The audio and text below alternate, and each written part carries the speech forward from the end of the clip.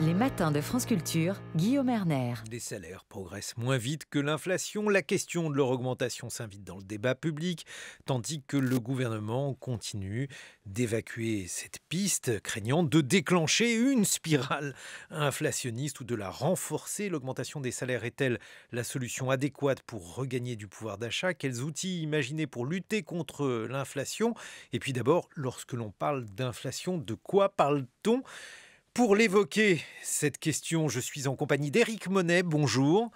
Bonjour. Vous êtes directeur à l'École des hautes études en sciences sociales, professeur à l'économie de Paris. Vous avez été distingué en 2022 du prix du meilleur jeune économiste. Vous avez fait paraître en novembre 2021 la Banque Providence, démocratiser les banques centrales et la monnaie aux éditions du Seuil. Et avec nous également Guénaëlle Gau. Bonjour. Bonjour. Vous êtes sociologue et directrice générale de l'Obsoco, l'Observatoire Société et Consommation. Guénaëlle Gau, lorsque l'on parle d'inflation, de quoi parle-t-on? Il y a le sentiment d'inflation, la réalité de l'inflation. Bref, comment distinguer les deux? Alors, il y a sans doute deux choses. D'abord, le ressenti de l'inflation et puis ensuite le vécu différencié de l'inflation. Alors, le ressenti de l'inflation, c'est vrai aujourd'hui, une inflation donc à 6,1%. Mais que ce soit pour l'inflation ou pour et donc l'augmentation des prix pour les Français ou pour le pouvoir d'achat, par exemple, il y a un biais qui fait que les consommateurs ou les Français surréagissent souvent parce que il y a une forme d'aversion à la perte. On voit plus ce qu'on perd que ce qu'on gagne en général. En plus, cette inflation, 6,1% donc en moyenne, elle porte beaucoup plus sur des achats à haute fréquence et des postes de dépenses contraintes. Donc, c'est 11,8% pour l'alimentaire. Donc, forcément, quand on voit ça aujourd'hui dans des dépenses, comme vous disiez, de grande consommation, on a l'impression que tout augmente encore plus que ce que ça ne l'est. Il y a un chiffre qui est intéressant que vous citiez, Guénaëlle Gau. Lorsque l'on demandait aux ménages à quel niveau était l'inflation, ils évoquaient le chiffre de 19%, alors que l'inflation, je crois que c'était il y a un an, n'était de toute façon pas à 19%, ce qui signifie qu'on a tendance à surévaluer l'augmentation des prix. Oui, c'est ça. C'est-à-dire, c'était en août 2021, à l'Obsoco, nous posions la question, à votre avis, de combien est l'inflation? À l'époque, sur un an, elle était de 1,9%. Et puis, en moyenne, une partie ne savait pas. Et puis, une autre partie, en moyenne, nous disait 19%, ce qui était donc largement au-dessus. Après, ce qui est important, c'est qu'il y a aussi un vécu différencié de l'inflation. Là, on parle de ressenti, mais tout le monde n'est pas exposé de la même façon à l'inflation. Et ça, je pense que c'est important aussi à signaler parce que il y a une question de structure de consommation. L'inflation va toucher davantage en fait les ménages les plus modestes parce que dans les revenus modestes, forcément, ces dépenses de première nécessité, elles pèsent beaucoup plus lourd. Et aujourd'hui, alors ça veut dire l'électricité, le gaz, le chauffage, l'alimentation. Une fois qu'on a fait ça, en fait, il reste plus grand-chose pour les ménages modestes. Et eux, c'est sur ces postes-là que pèse l'inflation aujourd'hui très fortement. Alors si on distingue ces deux postes, bon, l'énergie, on en parle, on en parlait il y a quelques instants encore durant les informations avec la diminution de la prime qui permet donc de baisser les prix du carburant. Sur l'alimentation, qu'est-ce que vous observez aujourd'hui? Sur l'alimentation, là, les choses clairement se tendent parce que l'inflation est très très forte. Quand on voit justement sur ces produits que peuvent être le poisson, les viandes blanches, l'huile, évidemment, où l'inflation peut dépasser les 20, les 30% parfois et plus encore. Donc là, on voit clairement les Français qui se mettent en situation d'arbitrer leur consommation. Et alors justement, dans ces arbitrages, est-ce que vous voyez des déplacements de consommation vers des produits qui n'auraient pas vu leur prix augmenter? Qu'est-ce que vous observez? Alors, on voit des déplacements de consommation. Déjà, un arbitrage pour certains entre épargne et consommation, c'est-à-dire on va un peu moins épargner, et puis ou même désépargner, et puis pour ceux qui le peuvent. Et puis ensuite, on voit des déplacements entre types de consommation. On va repousser en fait des consommations de biens durables entre des types de produits. On va choisir davantage les œufs, par exemple, plutôt que la viande. Ça, vous l'avez observé? Oui, ça, on l'a observé. On voit aussi changement de gamme, baisse en gamme. On va privilégier les promotions. on va privilégier les marques de distributeurs. Mais alors, est-ce que, par exemple, on assiste à une augmentation du chiffre d'affaires du hard discount au détriment des réseaux traditionnels d'hypermarchés et de supermarchés? Est-ce qu'on le voit vraiment déjà? Alors ça, on voit aussi, effectivement, une fois qu'on a changé de gamme, on va aussi changer un peu de circuit. Et on voit en effet que toutes les enseignes, et ce n'est pas forcément que les discounters, mais toutes les enseignes qui ont une image prix en bénéficient. Mais après, on voit aussi des restrictions. Au-delà des arbitrages, on voit des restrictions. C'est-à-dire aujourd'hui, 71% des Français s'imposent des restrictions sur des dépenses essentielles, dont 24%, donc un Français sur 4, des restrictions très importantes. Et ça veut dire aujourd'hui qu'il y a un Français sur 10 qui nous dit clairement qu'il mange moins que ce qu'il souhaiterait, qu'il se soigne moins que ce qu'il souhaiterait, ou ce dont il aurait besoin. Donc voilà, il y a aussi ça. Et puis, il y a des changements de structure aussi des repas. Ce qu'on observe quand on regarde la façon dont les Français mangent, et on va tout miser sur le plat principal, par exemple, et moins d'entrée, moins de fromage, moins de dessert. Et puis, il y a des changements aussi de type des consommations alternatives. Alors, moins dans l'alimentaire, mais on va voir, on va voir se développer la seconde main. Dans l'alimentaire, on voit aussi des applications, comme vous savez, tous ceux qui sont anti-gaspillage. Ça peut être Sphinx ou Too Good To Go, qui montent en puissance. Non, alors en là, fait, je ne connais ni Sphinx. Vous ne connaissez pas 7 millions de Français. 7 millions de Français ont recours, en fait, ce sont des paniers repas où il y a par exemple 14 000 commerçants qui écoulent leurs invendus de cette façon. Et on utilise en fait des plateformes digitales pour avoir recours à cela. Donc, on a donc ces évolutions dans la consommation, les modes de consommation, Éric Monnet, du fait de l'inflation. Il faut quand même rappeler que l'inflation, ce n'est pas un phénomène naturel, c'est un indice construit, un indice donc que l'on peut critiquer, qu'on ne se prive pas de critiquer. Comment est calculée l'inflation en France ? Il faut effectivement toujours se rappeler que l'inflation, c'est un indice moyen. On parle ici d'une construction statistique qui reflète ce qu'on appelle en langage des statistiques un panier moyen de consommation des ménages. Donc qui cache tout ce dont Guérin Elgaud venait de parler à l'instant, c'est-à-dire toutes ces différences très très fortes de consommation entre les individus, entre les ménages, qui vraiment, quelquefois, sont ces différences vraiment très très fines, entre le type d'huile qui va être consommé par les gens, mais donc qui, du coup, l'inflation a un impact très fort, je dirais même sur des comportements presque intimes des personnes. Mais alors, justement, d'un côté, on parle d'une inflation, on dit voilà, l'inflation est aujourd'hui en France de 6%, de l'autre, on parle du type d'huile, et évidemment, on ne peut pas rentrer dans des notions aussi fines. S'il y a des déplacements de consommation, le fait que les gens, par exemple, consomment plus moins de viande, bref, s'il y a une restructuration du panier alimentaire du fait de l'augmentation des prix, est-ce que, par exemple, l'indice d'inflation en tient compte? Alors oui, l'indice d'inflation va tenir compte, alors à un rythme un peu plus lent que celui des prix, c'est-à-dire qu'en fait il est réajusté, c'est-à-dire ce qu'on appelle les composantes, la manière dont on compose cet indice d'inflation, donc on va tenir justement compte, est-ce que l'alimentation c'est 15% des dépenses des gens, etc. etc. Donc ça, l'INSEE, donc l'Institut statistique, qui construit cet indice d'inflation, le réajuste au cours du temps, mais ça prend plus de temps pour réajuster ça, mais évidemment que ça se réajuste, et d'ailleurs ça s'est fortement réajusté au cours du temps, ça reflète la consommation, c'est quand même le but de cet indice, il est imparfait parce qu'il est moyen, mais on fait en sorte qu'il puisse refléter la consommation des gens. Je voudrais dire aussi que ce qui se passe aujourd'hui, ce que fait l'INSEE aujourd'hui quand même, c'est de mettre à disposition, et il y en a d'autres, des outils pour que les gens puissent calculer eux-mêmes leur taux d'inflation. C'est en ligne, tout le monde peut le faire. Pour voir, et déjà en faisant ça, on voit cette différence. Mais cette différence, là encore, on ne peut pas rentrer au niveau si fin qu'on voudrait rentrer. C'est-à-dire là encore, si on prend l'alimentation, on n'est pas exactement, on ne peut pas jamais refléter exactement ce que les gens consomment. Alors il y a quand même un niveau grossier, si j'ose dire, en matière d'inflation qui peut étonner. Le fait, par exemple, que le prix de la pierre, lorsqu'on l'achète, ne soit pas aujourd'hui calculé dans l'inflation. Éric Monnet, c'est quand même étonnant parce que l'une des causes principales de la cherté de la vie, c'est le fait qu'il faut se loger. Le prix de la pierre, donc l'immobilier. Donc sur l'immobilier, alors ce qui rentre en compte dans l'inflation, ce sont les loyers. Effectivement, pas le prix d'achat. Donc les deux évoluent à peu près, en gros, de la même manière, mais pas complètement. Le livre de l'un de vos confrères sous les yeux qui montre que sur la grande... Sur longue durée, sur plusieurs décennies, ça va dans le même sens. Mais là, on a bien vu ces dernières années... J'ai un découplage qui montre... qu'il y a un découplage qui est de plus en plus important.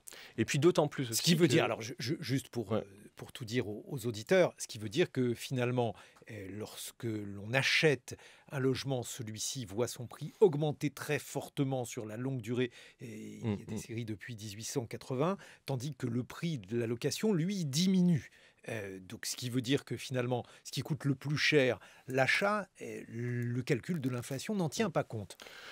Non, mais les loyers ont quand même augmenté. Il y a des gens qui payent un loyer, qui ont vu leur loyer augmenter, et ça reste pas. Mais c'est vrai que et là encore, il faut distinguer entre les villes, mais globalement, depuis 20 ans, on a vu les prix d'achat augmenter plus fortement que l'inflation. Alors ça, il y a des différences entre pays. Aux États-Unis, par exemple, les prix d'achat sont pris en compte dans le taux d'inflation. En France et plus généralement en Europe, on a décidé de ne pas le faire. L'argument qui est donné, c'est l'idée que c'est un indice des prix à la consommation, comme on dit, et donc qui ne prend pas en compte, c'est-à-dire des formes d'investissement. Et l'achat d'un appartement est vu comme un investissement, comme ça serait par exemple des actions. Les actions en bourse n'augmentent pas, le prix du bitcoin n'est pas pris non plus dans l'indice d'inflation, etc. Donc les actifs, on les a laissés de côté et on prend en compte la question des loyers. Ce qui est effectivement discutable, ce qui a été discuté, il y a eu beaucoup de discussions au niveau européen, et si la Banque Centrale Européenne, qui normalement, selon la Constitution européenne, reste la gardienne de la stabilité des prix, devait prendre en compte ces inflations, il y a eu beaucoup de simulations faites.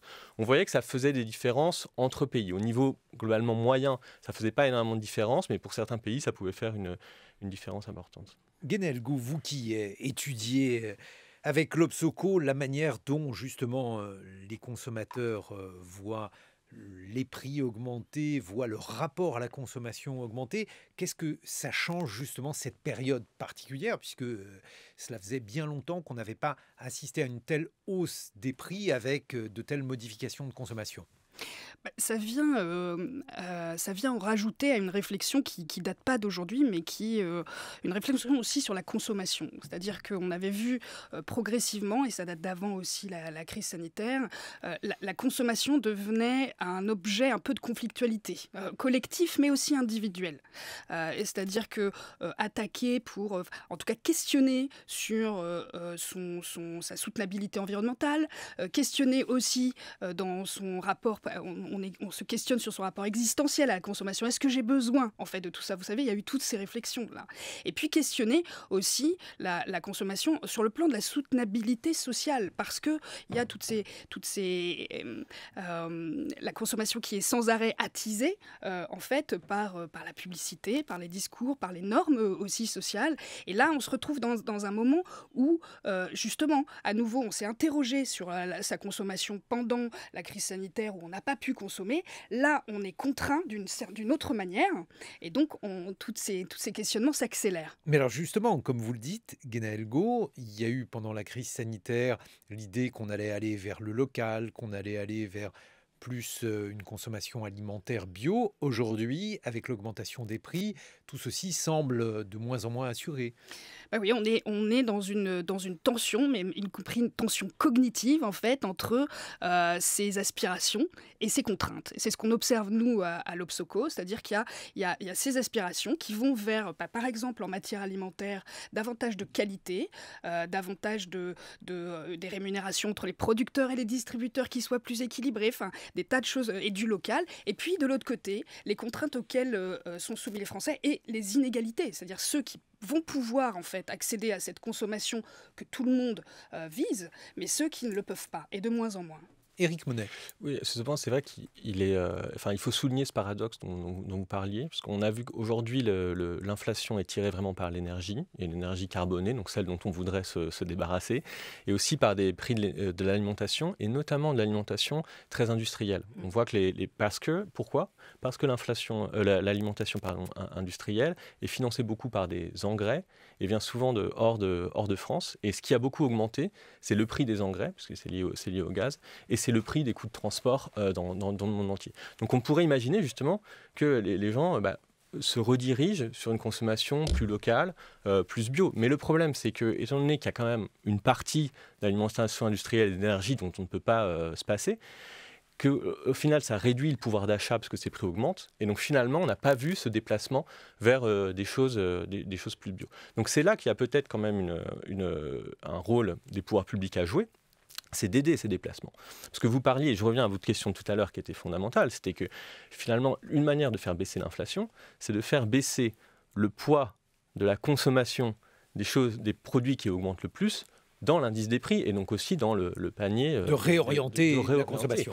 Et donc là, ça, c'est des choses qui sont normalement le rôle de la puissance publique. On le voit aujourd'hui, on commence à le faire notamment pour l'énergie, c'est de faire en sorte de passer vers une énergie décarbonée qui serait moins chère. Et ça reste en fait la manière la plus simple, la plus directe de lutter de l'inflation, c'est de faire changer la consommation vers des produits moins chers. Et oui, parce que Guénaël Gault, si on prend par exemple le poste transport, il était il y a quelque temps d'environ 10% du budget des ménages. Alors à l'intérieur de ce poste, il y a une part pour la voiture, les billets de train, etc. Il y a une part aussi pour l'énergie, mais en tout cas on voit que l'on peut jouer sur ces différents facteurs. Oui, alors et d'ailleurs, c'est assez intéressant cette question de la mobilité parce que quand on parlait d'inflation et de vécu différencié, ça concerne évidemment les bas revenus, mais ça concerne aussi, par exemple, les populations les plus rurales du fait de ce transport. Où là aussi, on est dans un ressenti différencié, comme vous l'évoquiez tout à l'heure. Là, on est dans une perception concrète qui est oui, différente. Je ne disais pas que c'était une illusion, mais évidemment, si on a besoin de sa voiture et si on habite dans une zone rurale, le coût est d'autant plus important alors que dans les villes... Exactement. Exactement. Et là aussi, c'est intéressant parce que dans nos enquêtes, ce que l'on voit, c'est que justement, la mobilité n'a pas repris comme avant la crise sanitaire. C'est-à-dire qu'il y a à peu près un tiers des Français qui ne sont plus en fait dans les mobilités qu'ils avaient avant. Par choix, certains, parce qu'ils ont découvert que justement, oui, il y a eu le télétravail et ils ont découvert qu'ils pouvaient s'organiser autrement, sans les transports en commun qui deviennent par ailleurs plus compliqués. Et puis aussi par contrainte. On se déplace moins par contrainte. Donc là, on voit bien qu'effectivement, il y a une restructuration aussi des habitudes. Une restructuration alors dans ce domaine-là, dans le domaine alimentaire. Est-ce qu'il y a d'autres domaines? Par exemple, il y a beaucoup d'industries culturelles, comme on dit maintenant, le cinéma, l'édition, qui se plaignent de voir les consommateurs les déserter. Est-ce que vous l'observez dans vos chiffres? Alors oui, ça on le voit clairement et c'est pas forcément une question d'inflation parce qu'on le disait tout à l'heure, c'est-à-dire l'inflation elle porte pas forcément sur les services, les loisirs ou de façon aussi forte en tout cas que dans l'alimentaire, mais là c'est une question dont on a vu des comportements qu'on a vu s'accélérer du fait de la crise sanitaire, qui c'est la numérisation de nos modes de vie. La numérisation de nos modes de vie, la suppression à un moment donné de la mobilité, on s'est retrouvé chez soi à adopter des nouveaux comportements justement pour se divertir ou pour se cultiver et ces comportements restent en grande partie. Guénaël Gault, directrice générale de l'Obsoco, l'Observatoire Société et Consommation, Éric Monet, directeur d'études à l'École des hautes études en sciences sociales. On se retrouve dans une vingtaine de minutes. On va évoquer l'inflation également au niveau mondial, voir les différentes pistes pour tenter de juguler.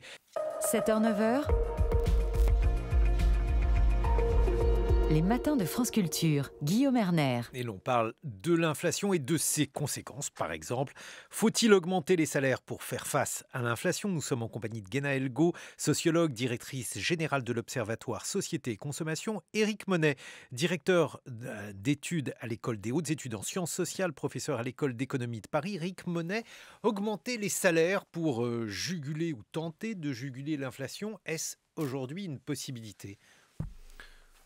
Donc en France, les salaires ont beaucoup moins augmenté que l'inflation l'année dernière. Ça, c'est certain. On attend encore les derniers chiffres des salaires, qu'on a toujours un peu plus tard que l'inflation, mais on n'est clairement pas sur une période d'inflation qui serait tirée par une hausse importante des salaires. Là, c'est différent, par exemple, de ce qui se passe aux États-Unis, où là, les salaires ont beaucoup augmenté, pratiquement à un niveau beaucoup plus proche de l'inflation. Et on pense même qu'une partie de cette hausse des salaires, de la demande, a pu contribuer un peu à l'inflation. Ce n'est pas du tout le cas en Europe, ce n'est pas du tout le cas en France. Donc on se retrouve dans une situation il y a une perte de pouvoir d'achat. C'est ce que ça veut dire concrètement. Les salaires augmentent moins que l'inflation. Cette perte de pouvoir d'achat, elle peut avoir des conséquences dommageables sur les inégalités. Premièrement, pour toutes les raisons dont on a parlé juste avant le journal, avant la pause. Et deuxièmement, sur l'économie elle-même. Parce que les gens vont moins consommer, moins investir, etc. Donc effectivement, c'est dommageable et il est nécessaire que les salaires rattrapent un petit peu le niveau du taux d'inflation qui a été. Pour l'instant, on a eu des réactions, alors à part pour le SMIC qui, lui, a augmenté comme l'inflation. Les réactions du gouvernement ont plutôt été de limiter l'impact de l'inflation sur les revenus des ménages par du bouclier tarifaire ou par encourager les entreprises à verser des primes. À court terme, ça a eu un effet. Ça a eu un effet d'ailleurs pour diminuer les inégalités. Mais à moyen terme, ça ne peut pas suffire puisque les prix ne vont pas redescendre. Qu'en pensez-vous, Guénaël Gault ? En effet, je pense qu'on entend, c'est toujours le même... je pense qu'on a été protégé un peu plus en France qu'ailleurs en Europe.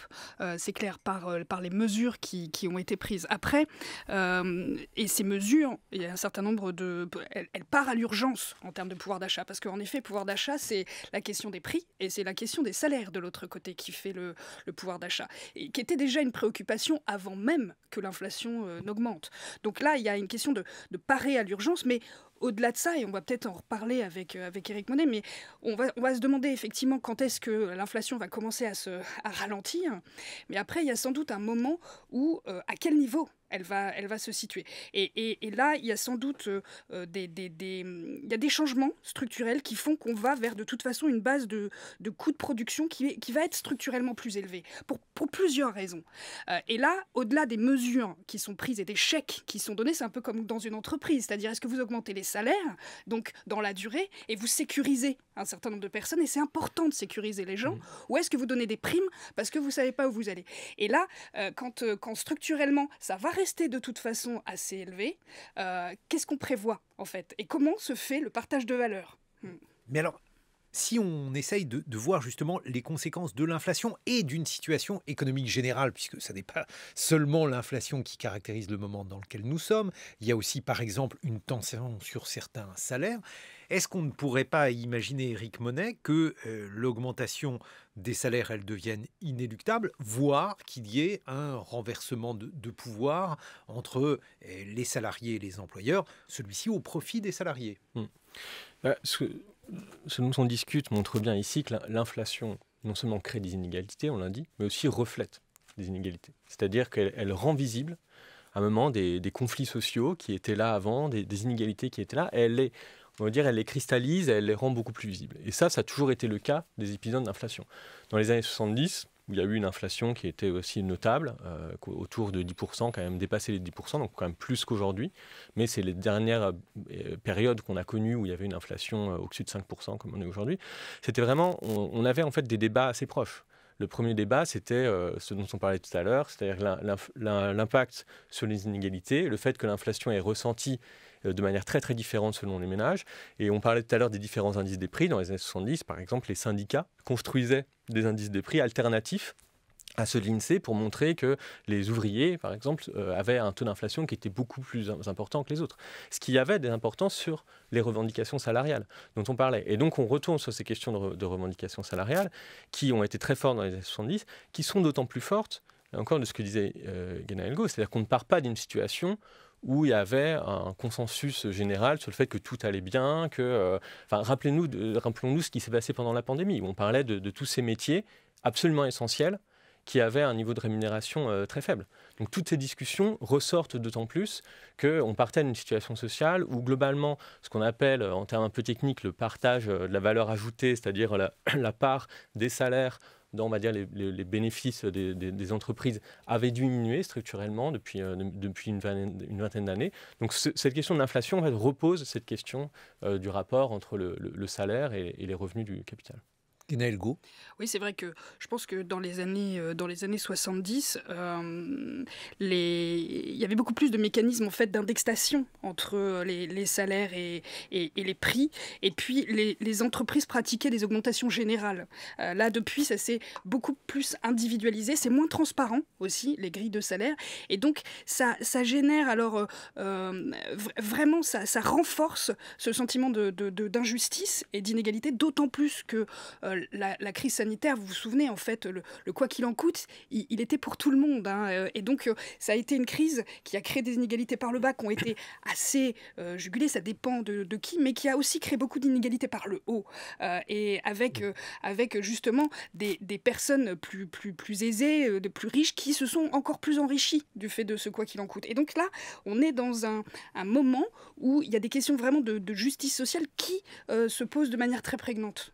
Mais alors, justement, parmi les conséquences de l'inflation, j'ai sous les yeux une interview du journaliste économique François Langlais dans Le Figaro aujourd'hui, et celui-ci explique, par exemple, Éric Monnet, que l'inflation va faire des gagnants. Parmi les gagnants, l'État français, puisque, je le cite, l'inflation pour les agents endettés, c'est l'ardoise magique, elle dévalue les créances et spolie le prêteur.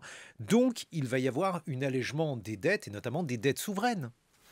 Alors sur ce point, donc le lien entre l'inflation et la dette publique, on entend des arguments qui peuvent être totalement contradictoires. Donc là, vous citez un entretien où quelqu'un dit ça va être bon pour la dette publique.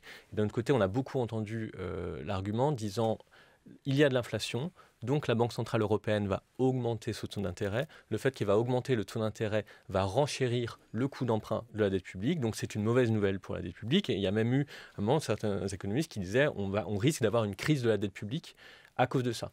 Donc comment on peut réconcilier tout ça? Pourquoi est-ce qu'on a ces arguments contradictoires? Bon, je dirais comme toujours entre les économistes, il y a pas les arguments se posent. Donc, alors l'inflation effectivement peut avoir un niveau, peut alléger la dette publique si justement le taux d'inflation est beaucoup plus élevé que le taux d'emprunt de l'État. Alors c'est justement la question que j'allais vous poser, une question simple. Les ménages généralement empruntent à taux fixe. L'État emprunte-t-il à taux fixe?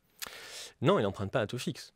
Enfin, là, l'emprunt il a été réalisé lorsque l'emprunt a été réalisé auparavant. Alors, deux choses. Donc effectivement, c'est pour ça qu'historiquement, alors en France, dans un pays, il faut toujours rappeler ça parce qu'après, si on parle de l'ensemble du monde, c'est complètement différent, qui emprunte dans sa propre monnaie, ce qui est toujours la clé quand on parle de dette publique. Il y a une énorme différence entre ça. Donc, la France augmente dans sa propre monnaie, donc là, l'inflation n'a pas un effet, renchérit pas automatiquement la dette publique, ce qui serait le cas si on était endetté en dollars. Ce n'est pas le cas, mais bon, je le souligne quand même, parce que ça va. Donc là, ce qui joue effectivement, c'est alors combien a été emprunté auparavant à taux bas, combien aujourd'hui on emprunte de nouveau, donc ce qui joue sur est-ce qu'on avait emprunté à plus ou moins long terme. Donc là, tous ces paramètres sont quand même assez complexes, ce qui fait que ce n'est pas automatique que l'inflation va faire diminuer le coût de la dette publique. Ça l'est d'autant moins en France, qu'alors peut-être que la France emprunte en euros, ce qui est là encore un privilège, mais là en France avait aussi émis 10% de sa dette indexée sur l'inflation. Ce qui a coûté très cher, ce qui coûte très cher cette année. C'est-à-dire que 10%, ce qui n'est pas totalement négligeable quand même, de la dette, là le coût augmente directement avec l'inflation. Donc on n'est pas dans cette situation, on n'est pas dans la situation de l'après-Seconde Guerre mondiale où là effectivement il y a 60% d'inflation, le taux d'intérêt de la dette publique ne bouge pas, reste à 3-4%. Donc là c'est effectivement un énorme gain pour l'État, ça a fait diminuer les dettes et tous les types de dettes par ailleurs. Pour l'instant on est dans une situation un peu plus complexe, mais il n'y a pas de risque sur la dette publique, mais on n'est pas dans une situation où l'État serait le grand gagnant automatique de l'inflation, ce qui pourrait aussi alimenter l'idée que l'État aurait très intérêt à faire de l'inflation, et je pense qu'on n'est pas dans cette situation. Bon, mais alors, les ménages qui se sont endettés à taux fixe, eux au moins, ils vont pouvoir gagner. Là, c'est gagné. Voilà. Les gens qui sont endettés à très long terme avec un taux d'emprunt immobilier très faible, là, ce sont effectivement des gagnants, si là encore leur salaire augmente, évidemment. Et la question qui se pose, Guénaël Gaud, on retrouve finalement les mêmes conditions que sur d'autres domaines comme le domaine alimentaire, c'est qu'en fait on voit qu'on a des vécus différenciés de l'inflation, puisque généralement ceux qui s'endettent ce sont les riches, c'est bien connu, et donc on a affaire à une partie de la population qui va moins pâtir de cette inflation. Oui, et c'est ça, et celle qui se constitue un patrimoine, quoi. Et donc, on va se retrouver. Enfin, c'est vrai qu'on se disait, dans la structure de consommation, les choses sont différentes. L'inflation pèse plus sur les ménages les moins favorisés. Les ménages moins favorisés ont aussi moins de possibilités de compensation, en fait, de l'inflation à court terme, mais aussi à long terme. Donc, moins de compensation parce que elles peuvent moins jouer sur l'épargne, parce qu'elles peuvent moins, on parlait tout à l'heure de la consommation, mais on peut y revenir, c'est-à-dire les ménages les moins aisés, de la même façon, sont déjà sur une structure de consommation, par exemple sur des prix bas ou des promotions, ne peuvent pas descendre plus bas quand les autres peuvent arbitrer sur ces choses-là. Mais alors, là aussi, car les questions posées sont de plus en plus complexes avec l'enchaînement donc des différents phénomènes économiques, les taux ont remonté, les banques centrales tentent de juguler l'inflation par ce biais-là, ce qui veut dire aussi que on a affaire non pas à une augmentation des actifs, mais à une diminution. On en a parlé hier dans les matins et dans les informations, c'est revenu également. Les valeurs, par exemple, de la nouvelle économie diminuent aujourd'hui. On voit donc qu'on a affaire à des phénomènes qui sont des phénomènes assez néfastes sur certains actifs. Alors, sur certains actifs, donc, pourquoi est-ce que le prix des actifs, donc des actions, comme vous dites, baisse, ou de la dette baisse? Parce qu'il est inversement lié au taux d'intérêt. Donc, en fait, quand le rendement augmente, donc c'est le taux d'intérêt qui est fixé là par la Banque centrale, le prix des actifs baisse.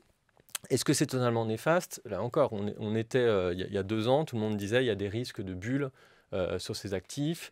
Il y a eu, alors on parlait beaucoup notamment aux États-Unis avec des secteurs où on disait c'est complètement tout ça est une bulle créée par le fait que les banques centrales maintiennent artificiellement des taux d'intérêt trop bas. Donc on est encore là, sans doute la vérité un peu entre les deux, mais on n'a pas aujourd'hui, on ne peut pas dire que les banques centrales, en augmentant les taux d'intérêt, créent une crise sur les valeurs d'actifs qui sont à des niveaux très très très très élevés, puisque le coût d'emprunt a été très faible pendant de nombreuses années. Mais pour autant, il y a quand même un spectre. Éric Monet, vous qui avez étudié la question de l'inflation et des banques centrales sur la longue période, c'est évidemment le spectre de l'hyperinflation avec un krach boursier à la clé. Le krach boursier n'est pas du tout là, mais les actifs diminuent. Il y a, mais ça n'est pas uniquement une question économique, il y a une question d'ambiance guerrière qui est de plus en plus présente et qui peut rappeler, avec toutes les difficultés liées au parallèle historique, ce qui s'est déroulé dans la première partie du XXe siècle. Est-ce que ce type de configuration peut non pas revenir, mais en tout cas, est-ce qu'un certain nombre d'éléments peuvent être réunis à nouveau ? Alors, 2 choses. Il faut bien distinguer l'hyperinflation. Vous avez mentionné ce terme. Donc, l'hyperinflation, c'est les prix augmentent ils sont multipliés par 1000 chaque jour. Et c'est vraiment les images qu'on a vues dans l'histoire, les Allemands en 1921-1923, qui sont là avec des brouettes de billets, où la Russie a été proche de ça à la fin des années 90, le Liban est aujourd'hui dans cette situation. Donc c'est des situations qui sont extrêmement différentes de ce qu'on voit aujourd'hui. Donc comme je vous dis, c'est vraiment, tout est multiplié par environ 1100 dans la même journée, qui sont vraiment dues à des situations d'instabilité politique majeur. C'est le cas au Liban, on la voit, en Allemagne, il y a quand même 2 ministres des Finances qui se font assassiner coup sur coup. Donc c'est des situations très différentes d'aujourd'hui. Là, on est dans une situation... Alors par contre, l'inflation peut rester élevée parce que le problème de la situation aujourd'hui, c'est qu'elle est tirée par les prix de l'énergie. Et ça, notamment, vous avez mentionné les banques centrales qui sont normalement les institutions qui sont en charge d'éviter que l'inflation augmente trop dans l'économie. Le problème, c'est qu'elles peuvent difficilement faire face à une inflation qui est tirée par les prix de l'énergie, parce qu'elles n'ont pas le pouvoir de faire baisser ces prix de l'énergie. Et donc là, on est dans une situation qui est extrêmement compliquée, qu'on va voir faire l'année, c'est-à-dire que le fait que le prix de l'énergie augmente pèse sur les entreprises, pèse sur la production, fait que c'est pour ça qu'il y a des risques de récession. Aujourd'hui, on parle qu'il y a des risques de récession. Et en même temps, l'inflation ne va pas baisser à cause de ça. Et ça, c'est une situation qui est très compliquée en termes de politique économique. Donc on est très loin de l'hyperinflation, mais il ne faut pas minimiser les difficultés aujourd'hui, surtout en Europe. Les États-Unis ont échappent à cette situation parce que le prix de l'énergie il augmente beaucoup moins. Éric Monney, est-ce que ça veut dire que nous avons appris des périodes historiques passées? On dit beaucoup de mal des économistes, vous le savez. On dit beaucoup de mal des journalistes aussi, vous savez. Mais pour ce qui concerne les économistes, est-ce que ceux-ci ont appris des périodes antérieures? Notamment, est-ce que des phénomènes comme par exemple la crise de 29 peuvent aujourd'hui difficilement se reproduire parce qu'on sait en fait quels instruments économiques utiliser pour tenter de juguler ce type de crise? Alors, bon, je suis toujours un peu sceptique du fait qu'on puisse vraiment apprendre de l'histoire, que ce soit en termes économiques. C'est étrange pour un historien. Non, l'histoire est très importante, mais qu'il y ait des leçons évidentes à tirer du passé qu'on pourrait sortir comme ça de son chapeau toute faite, à mon avis, c'est très difficile. On ne peut pas reproduire des choses à l'identique qui ont été faites dans l'histoire. Après, l'histoire aide beaucoup pour un peu montrer justement la complexité des facteurs. Mais beaucoup de vos confrères disent que, par exemple, la crise de 2008 a été bien moins forte qu'elle n'aurait pu l'être parce que, précisément, les banques centrales sont intervenues. On n'a pas laissé le système bancaire s'effondrer, Dieu merci d'ailleurs. Tout à fait. Donc ça, c'est peut-être une leçon, mais c'est qu'on avait compris des mécanismes de fonctionnement du système bancaire et qui ont été évités. En même temps, il y a aussi sans doute des erreurs qui ont été faites en 2008-2019. Là encore, il y a eu des politiques monétaires qui ont fait flamber les prix des actifs. Il y a eu sur la dette publique, la crise de la dette publique en Europe en 2010, c'est pas un modèle de gestion. Enfin, on ne peut pas dire qu'on avait énormément progressé dans ce Vous voulez dire par rapport à la Grèce notamment par rapport à la Grèce. Donc, c'est des exemples. Après, ce sera un grand débat à avoir sur ce qu'on peut apprendre vraiment de l'histoire, mais en tout cas, il faut faire de l'histoire, il faut comprendre l'histoire, mais il ne faut pas non plus avoir l'illusion un peu naïve qu'on pourrait tirer des leçons absolument directes. Donc, par contre, l'histoire est claire, et notamment sur cette question, ça est clair. C'est-à-dire que là, ce qu'on peut voir sur l'inflation, et notamment ces épisodes des années 70-80, c'est que ça a été assez mal géré au sens où on a abouti à une situation à la fin où la seule solution qui est apparue comme étant la bonne pour contrôler l'inflation au milieu des années 80 était de comprimer très fortement l'économie, c'est-à-dire de créer une crise. Et donc, et c'est pour ça que, est-ce qu'on a appris, je ne sais pas, c'est que pour l'instant, la seule manière qu'on a eu de combattre l'inflation dans ces 30 dernières années, c'est de faire augmenter le chômage, de doubler le taux de chômage par 2. Donc on n'a pas envie de revivre ça. Donc c'est là où il est important de se dire, OK, comment on fait pour éviter ce qui s'est passé dans les années 80, c'est-à-dire d'avoir une situation inflationniste qui à un moment devient pas totalement hors de contrôle, mais difficile à gérer socialement, parce qu'on est à 15%, ça crée énormément d'inégalités. Et à la fin, la seule solution qu'on a, c'est de tout donner à la Banque centrale, en disant, bon, il n'y a plus que vous, il n'y a plus que cette institution, la Banque centrale qui existe, qui va juste comprimer toute l'économie. Et donc là, il faudrait éviter de se retrouver dans cette situation. Et la seule manière, c'est de mieux coordonner politique budgétaire, politique énergétique, on en a beaucoup parlé, et la politique de la Banque centrale. Plus, on y reviendra, mais la question écologique qui est centrale aujourd'hui. Et là, les années 70 nous disent absolument rien là-dessus. Et si on n'a pas ça en tête, on peut se glorifier de tirer des leçons d'histoire, mais si on n'a pas ça en tête, on est complètement à côté de la plaque aujourd'hui. Ouais, c'est exactement ce que je voulais dire, c'est-à-dire qu'il y a une question qu'on ne s'est pas posée en fait dans l'histoire et qui est là la période dans la période que l'on connaît absolument majeure et qui est d'ailleurs juste derrière le pouvoir d'achat, une préoccupation centrale pour les Français et pour les Européens également, c'est la question de l'environnement. Et quand on parlait des facteurs structurels de prix haut, il y a bien sûr cette base de coûts qui a été extrêmement comprimée, que sont les salaires par exemple. Il y a cette énergie dont on ne sait pas avec le conflit en Ukraine ce qu'il va en être, mais il y a aussi le réchauffement climatique qui impacte en fait beaucoup aussi les prix. Par exemple, la question de la moutarde, des ruptures sur certains produits. C'est fini maintenant, la moutarde, c'est le piment, disent les Échos aujourd'hui. Et puis, il y a l'impact du réchauffement climatique à gérer, et puis aussi la transition écologique volontaire à mettre en place. Et tout ça, en fait, il faut aussi pouvoir le penser, ça va se refléter également sur les prix à l'avenir. Mais peut-être y aura-t-il aussi des réorientations de consommation, puisqu'on parle de sobriété, Guénaël Gault, c'est une manière. Alors ensuite, on peut commenter cette manière-là, mais en tout cas, c'est une manière justement de contrer ces tendances, notamment en matière d'augmentation des prix. Oui, alors là aussi, attention aussi aux dissonances cognitives dont on parlait tout à l'heure. C'est-à-dire, pour le moment, on est dans un modèle de développement où, où il faut produire davantage, consommer davantage pour qu'il y ait plus de croissance, pour qu'il y ait de l'emploi. On est dans cette équation-là.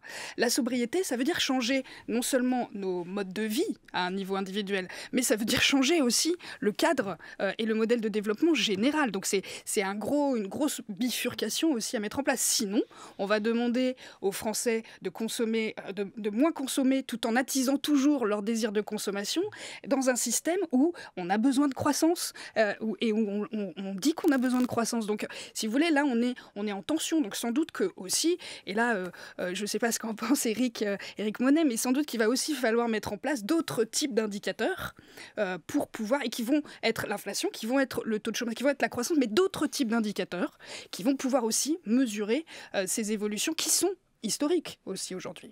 Éric Monnet. Je suis entièrement d'accord. On part d'une situation où un manuel d'économie standard va vous dire voilà, il y a de l'inflation, alors on comprime un peu. Il y a une crise économique, on relance notamment par la consommation. Donc aujourd'hui, voilà, les recettes un peu simples, ça serait de se dire bon, on fait baisser les prix d'énergie, on relance par cette attendez, Éric Monnet, par exemple, les travaux de rénovation thermique, c'est de la consommation. Voilà, donc, mais ça, c'est un bon exemple. C'est-à-dire qu'on est obligé à un moment de arrêter de réfléchir purement à un niveau macroéconomique, de politique, voilà, il y a plus ou moins de consommation et tout, mais de parler vraiment de quelle consommation on parle.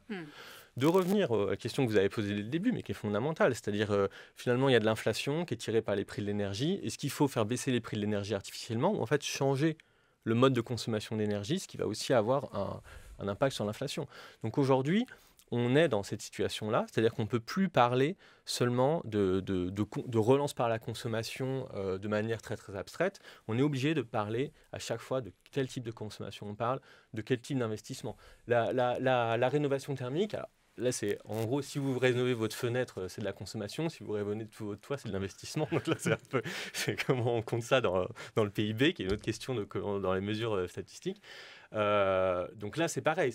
On est quand même sur un type de consommation qui tourne plus, même si les fenêtres, je crois que ce sera compté comme l'investissement par l'INSEE, qui va plus vers quand même de l'investissement à long terme que des achats de produits bas de gamme qu'on va changer tous les 3 mois, soit des vêtements, des choses comme ça. Alors, les achats de fenêtres, c'est peut-être un investissement, mais en tout cas, c'est une diminution du pouvoir d'achat pour les sommes restantes au ménage. Ça aussi, puisqu'on n'avait pas forcément prévu d'acheter une nouvelle fenêtre. Voilà, c'est là. Et donc, c'est ça qu'il y a donc des mécanismes d'aide publique qui se mettent en place aujourd'hui, qui sont en termes, là, encore, je dirais, économiques de base, c'est assez simple. C'est-à-dire qu'effectivement, les gens gagnent en fait à changer leurs fenêtres sur plusieurs années.